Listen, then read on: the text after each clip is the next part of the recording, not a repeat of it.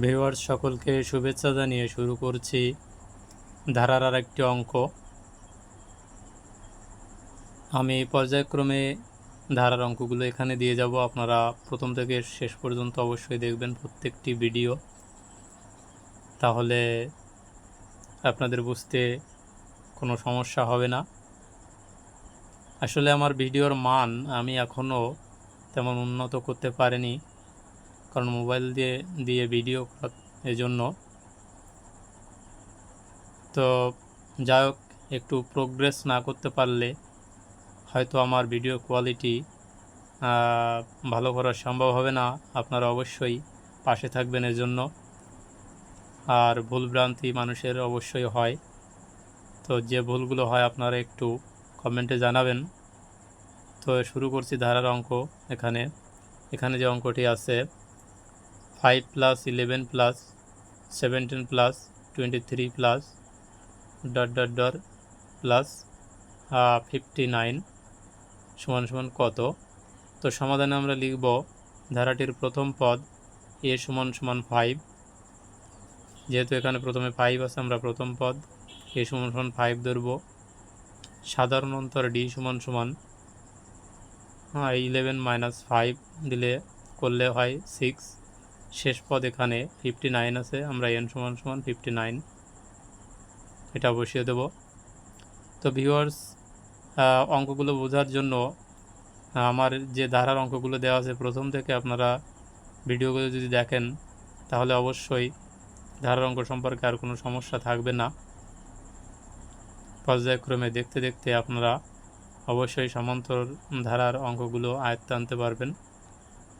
তো এখানে লিখব অতএব এটি একটি সমান্তর ধারা। যেহেতু এখানে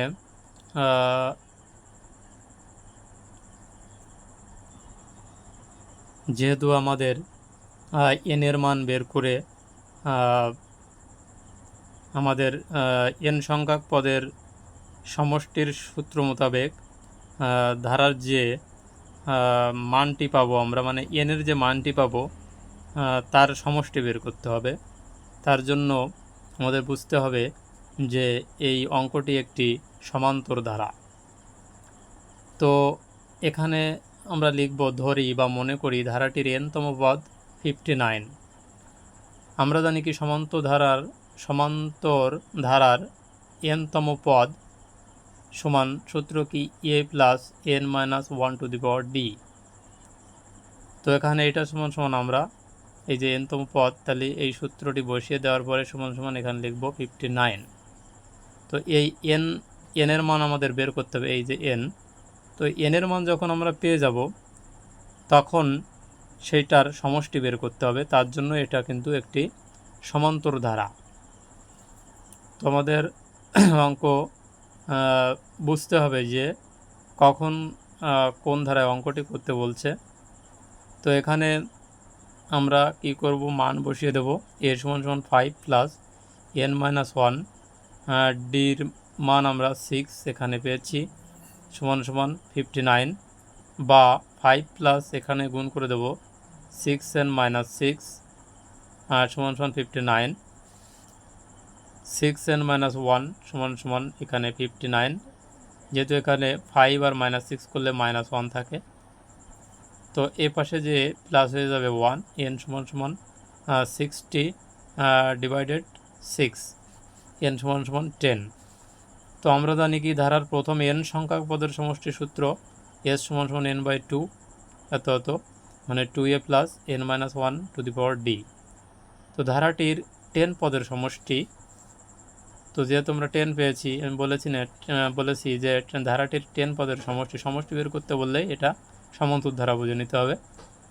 তো s সমান এখানে 10/2, এখানে 2 × 5 মান বসিয়ে দেবো, প্লাস 10, এখানে 10 পদের বলেছে, 10 - 1 / 6, এখানে 6 তো আমরা আগেই পেয়েছি, সাধারণ অন্তর d। তো 10/2, এখানে 2 আর 5 গুণ করলে 10, প্লাস এখানে 10 আর 6 গুণ করলে 60, মাইনাস এখানে 6। এরপর 10/2 60 + 4, তারপর এখানে 10/2 গুণ এ দুটো যোগ করে দিলে এখানে 64 হয়, কাটাকাটি করলে এখানে 32, তো 32 10-এর সাথে গুণ করলে 320, তো এটাই হচ্ছে অ্যান্সার। তো ভিউয়ার্স, আশা করি সকলে অঙ্কটি বুঝতে পেরেছেন। তো সকলকে অসংখ্য ধন্যবাদ জানিয়ে শেষ করছি ভিডিওটি।